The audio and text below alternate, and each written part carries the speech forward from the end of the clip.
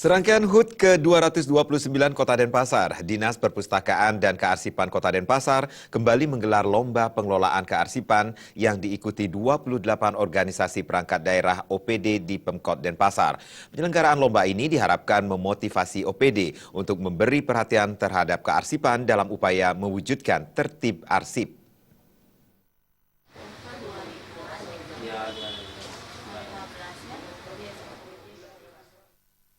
Dewan Juri Lomba Kearsipan kali ini melakukan evaluasi sekaligus penilaian terhadap pengelolaan kearsipan di Rumah Sakit Umum Wangaya Denpasar.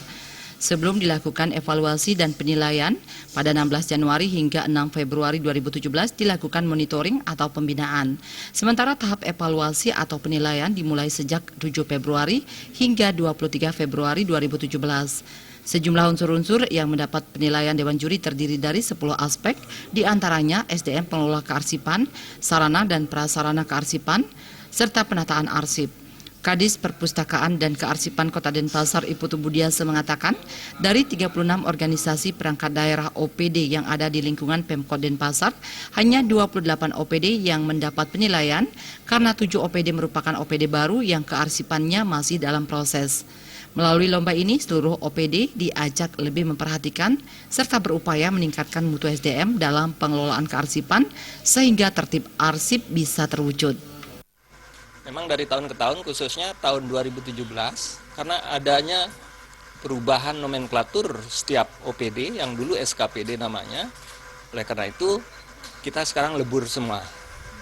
Kategori dulu teladan dan terbaik, kita merger, kita nilai sekarang mulai, jadi ranking 1 sampai dengan 6 itu kategorinya nanti juaranya juara teladan, sedangkan berikutnya 6 berikutnya adalah yang terbaik.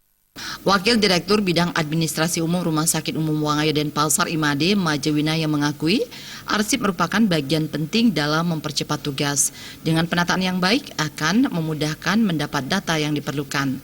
Merasa bersyukur dan apresiasi terhadap Dinas Perpustakaan dan Kearsipan setiap ulang tahun Kota Denpasar selalu memprogramkan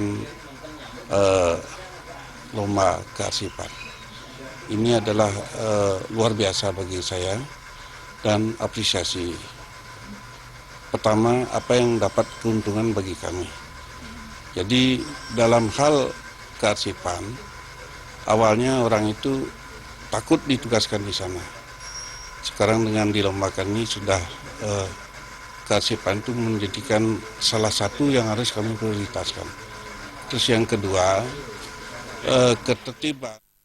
Bagi OPD yang mendapat penilaian kurang atau nilainya 59 sampai 50 ke bawah, selanjutnya dilakukan pembinaan dan pengawasan lebih lanjut.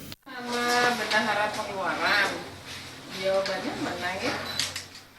Alit Sidi, Bali TV.